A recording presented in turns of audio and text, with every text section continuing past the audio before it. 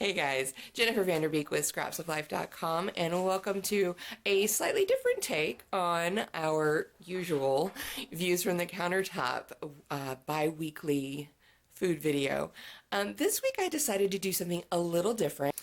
I'm going to highlight one particular meal that we did this week and kind of show you a little more of the steps than I normally do with the countertop videos. And then you'll get to see the rest of the menu at the end. That way, it'll make for a quicker video and maybe a little bit more informative for one thing rather than trying to cover 6 or 7. How's that sound? Sound good? Let's give it a whirl.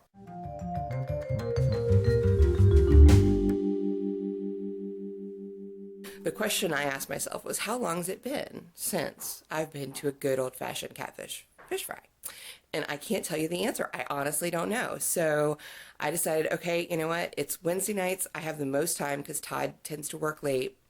So I'm going to actually go through the trouble of doing a fish fry at home. So that means bread and fried catfish. It means cheese grits, really good slow cooked cheese grits, and hush puppies. And I was going to make the hush puppies myself because, it's not super horrifically difficult. But then when I bought the catfish nuggets, they had bags of frozen hush puppies right there. And I'm like, that sounds good. And I'm already making 2 semi-labor intensive items for this week. Why not make the third item a little simpler? And yes, I know there's absolutely no green food on this plate, but we'll make up for it during the rest of the week. One night's not going to hurt us. All right, let's see how it came together. Okay, so here are the catfish nuggets that inspired this meal. Those sweet corn hush puppies turned out amazing. And this, my friends, these coarse stone ground grits from Bradley's Country Store, these are the best. We're going to start with the grits because they take the longest to cook. You want 4 parts water or liquid to 1 part grits, and that can be water, milk, chicken stock, whatever you want. I'm using a combination of all 3, and I'm going to bring it to a boil. Now, because I am using milk, I'm actually not going to bring it to a boil. I'm going to bring it to a scald. That's those little tiny bubbles all around the edge. Good to go.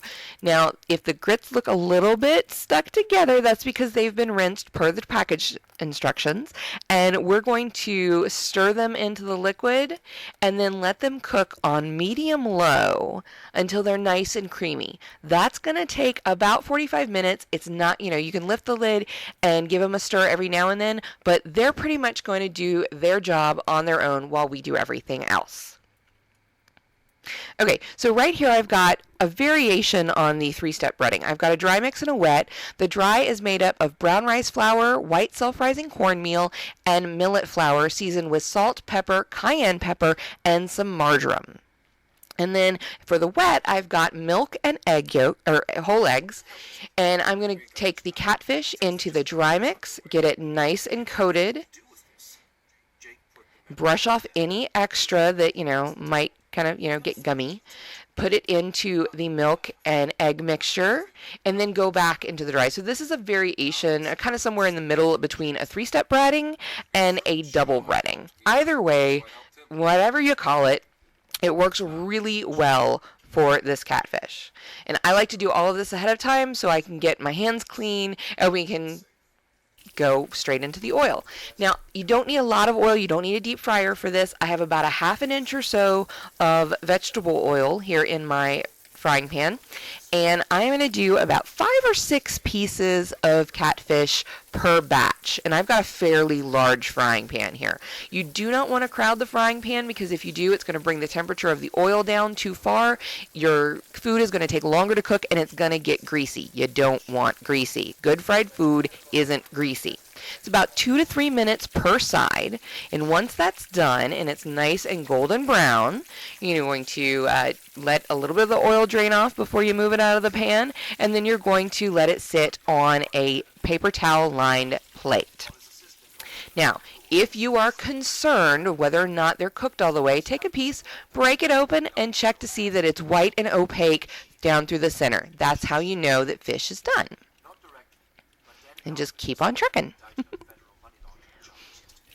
Okay, meanwhile, while we've been working on all this, the grits are they're perfect. They've done their job. They've cooked nice and slow on the stovetop.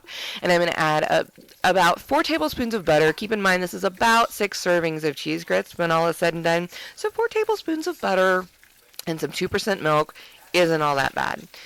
You are going to want to season with salt and pepper to taste, but wait until you've added everything. Look at those. Look at those grits. This is not instant grits. This is not 5-minute grits. These are some nice creamy grits. If you don't like grits, try it this way before you absolutely make up your mind. And of course, because I wanted cheese grits, I'm adding 2 cups of shredded cheese. This happens to be cheddar jack. And you saw the bag. It's from Sargento because that was what was on sale. And, you know, I'm not going to argue with that. You just have to stir it in. Even at medium-low, the grits are going to melt that cheese, and it's going to be all nice and wonderful.